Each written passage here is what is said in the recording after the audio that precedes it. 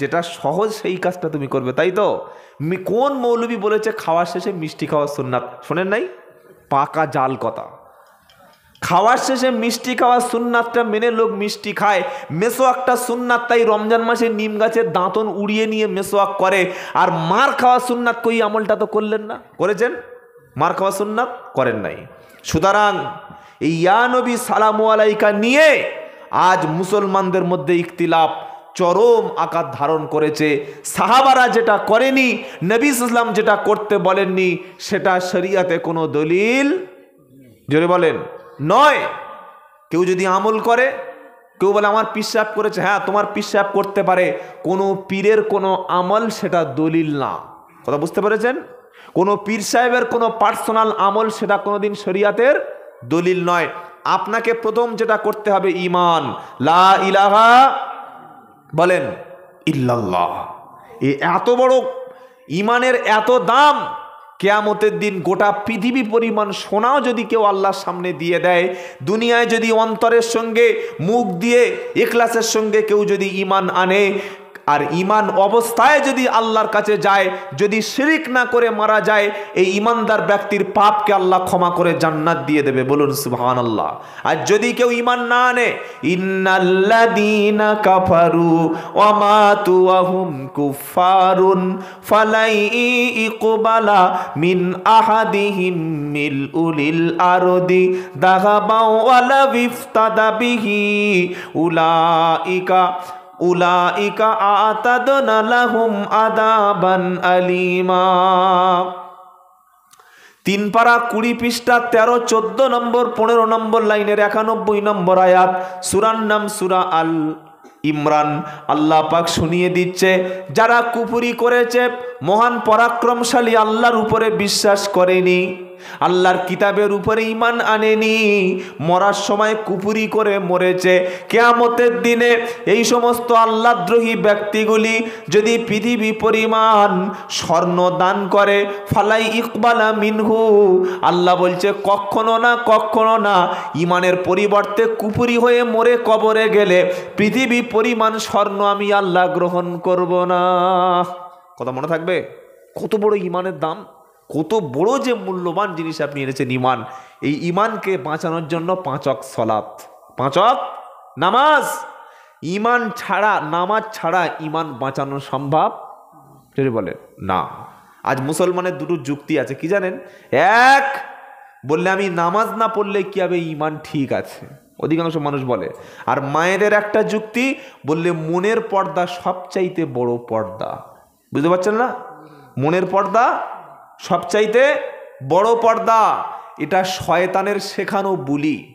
নামাজ নাই ঈমান আছে, এটা যেমন শয়তান শিখিয়ে দিয়েছে, আর মনের পর্দা বড় পর্দা, এটাও শয়তান শিখিয়ে দিয়েছে। তাই কিছু সুন্নি আছে, বেদাতি পীর আছে, তাদের দরবারে দেখবেন পর্দা লাগে না। দেখেছেন না? পাথর চাপড়ি আছে আপনাদের বীরভূমে, আছে না? আমাদের ঘুঁটিয়ারি আছে 24 পরগনায়, হাড়োয়ায় গোরাচাঁদ আছে, আর আজমিরে ওই ভণ্ডামি আছে। সেখানে নারী পুরুষ মিলেমিশে একাকার জিকির করছে। পুরুষ পীর, নারীরা এসে পীর সাহেবের পা হাত দিয়ে পা টিপছে, আরো কত কি টিপছে আল্লাহই জানে। কি বুঝলেন? পীর সাহেব পা লম্বা করে দিয়েছে, নারী এসে খেদমত করছে, স্বামী এসে পীরের কাছে স্ত্রীকে ছেড়ে দিচ্ছে। বলছে কেন?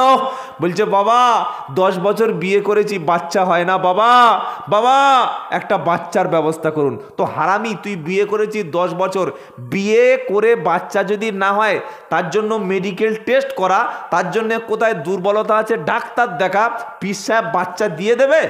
হ্যাঁ, তাহলে পীর সাহেবের ছোঁয়া লেগে বাচ্চা হয় না স্বামীর ছোঁয়া লেগে বাচ্চা হয়? কথা বলে না। কার ছোঁয়া লেগে বাচ্চা হয়? স্বামীর ছোঁয়া। এ বলছে পীরের কাছে 1 সপ্তাহ থাকলে বাচ্চা হয়। আপনি আমার গাড়িতে চলুন, আমি ঘুঁটিয়ারি কালকে আপনাকে নিয়ে যাব। আবার তারা শরীফ বানিয়েছে, ঘুঁটিয়ারি নাকি আবার শরীফ। শরীফ তো 4টি, 1 মক্কা শরীফ, 2 মদিনা শরীফ, 3 কুরআন শরীফ, 4 যদিও কুরআন মাজিদ, যদি আমরা বলি তো কোরআনই শরীফ, এর বেশি নয়, 4 হাদিস শরীফ। এর বাইরে পৃথিবীতে কোনো শরীফ, আসতে বললেন কেন? নাই। মাজার শরীফ হবে কেন? মাজার তো কবর। মাজার ইসলামের শব্দই নয়, আসল শব্দ হবে কবর। কিন্তু বেদাতিরা কবরকে মাজার বানিয়েছে, বানায় নাই?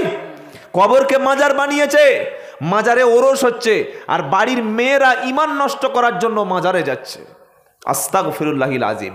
ঈমান এনেছেন, এই ঈমানকে টিকিয়ে রাখার জন্য আপনার প্রথমে আল্লাহ ছাড়া কোনো রুজি দাতা নাই, আল্লাহ ছাড়া কোনো সন্তান দাতা নাই, এই বিশ্বাসটা প্রথমে আনতে হবে। কত মুসলমান শিক্ষিত যুবক মাজারে গিয়ে সেজদা দেয়, মাজারে চাদর চাপায়, বাড়ির মেয়েরা মাজারমুখী হয় এবং মনে করে কবরে যিনি শুয়ে আছেন তিনি কোনো দেয়ার ক্ষমতা রাখে। ওরে শিক্ষিত ব্যক্তি, তুমি তোমার স্ত্রীকে নিয়ে মাজারে গেছো, মাজার থেকে ঘুরে এসে বলছো মাজারে গিয়েছি বলে আমার বাচ্চা হয়েছে, তার মানে তুমি স্বামী অক্ষম, তুমি বাচ্চা তৈরি করতে পারোনি। মাজারে গেছে মানে বাচ্চা হয়েছে, তাহলে বাচ্চাটা তোমার বাচ্চা না মাজার পীরের বাচ্চা? কার বাচ্চা ওটা? ছি ছি ছি ছি ছি ছি। এবার কোরআন শুনুন। হযরত জাকারিয়া আলাইহিস সালাম বৃদ্ধ হয়ে গেল, 83 বছর বয়স হয়ে গেল, কোনো বাচ্চা নাই, মাজারে যায় নাই, কোনো পীরের কাছে মান্নত করে নাই। তিনি দোয়া করলেন, হুনালিকা দাআ জাকারিয়া রাব্বা ক্বালা রাব্বি হাবলি মিন লাদুনকা যুররিয়াতান তাইয়্যিবা ইন্নাকা সামিউদ দুআ। আল্লাহু আকবার। তৃতীয় পারা সূরা আল ইমরানের 38 নম্বর আয়াতে প্রথম লাইনেতে জাকারিয়া আলাইহিস সালাম বৃদ্ধ মানুষ দোয়া করে বলল, রব্বানা আমাকে একটা নেককার পবিত্র সন্তান দান করুন। যেহেতু দোয়া আপনি শ্রবণ করেন, আমাদের ফরিয়াদ, দোয়া, মুনাজাত, চাওয়া পাওয়া কে শোনেন? জোরে বলেন।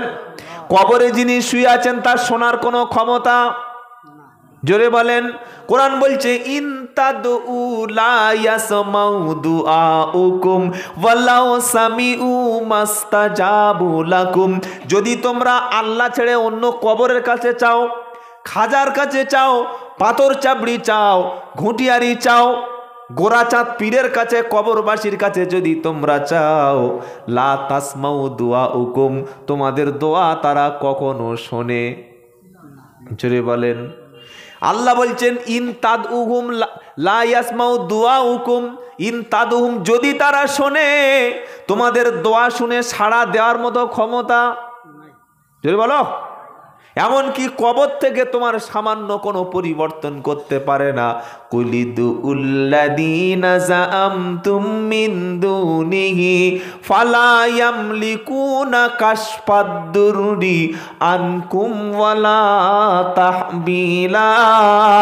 15 পারা 6 পৃষ্ঠা 6 নম্বর লাইনের 56 নম্বর আয়াত, সূরার নাম বানী ইসরাইল। আল্লাহ বলছে, কুলিদুল্লাযীনা যাআমতুম মিন দুনিহি ফালা ইয়ামলিকুনা কাশফাদ-দুররি আনকুম ওয়ালা তাহবিলা।